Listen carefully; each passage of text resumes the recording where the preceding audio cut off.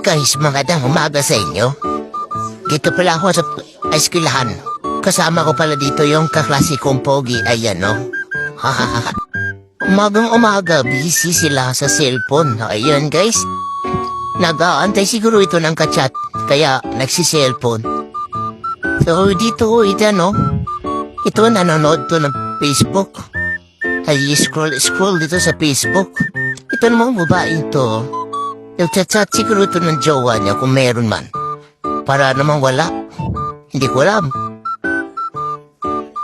Dito guys, nagsuot sila ng toga. Ayan, no? Ayan, naglamano pa. Grabe naman kayo. Idol, no? Grabe itong si Idol.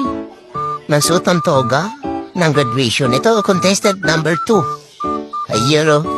No, grabe naman to si Idol. Lolo, grabe si. Hahaha. Kala mo naman graduate.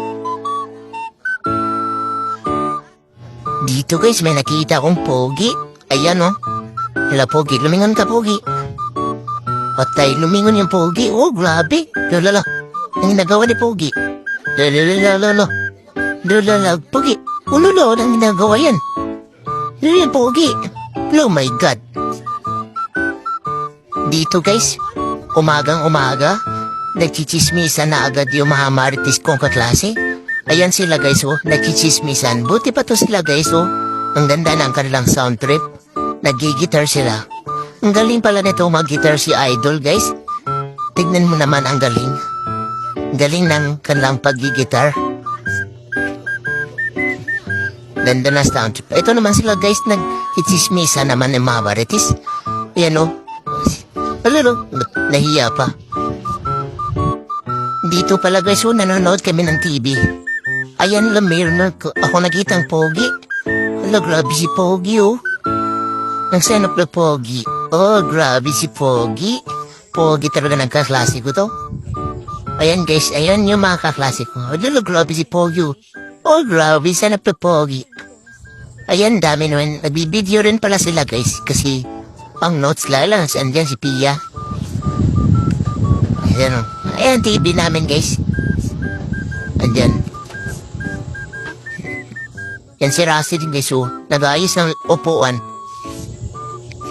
Kasi uupo siya dyan. Ayan ba? Ala, nakita tayo. Ayan sila, guys. So, dito pala, guys, may nakita akong butas. Ayan, oh.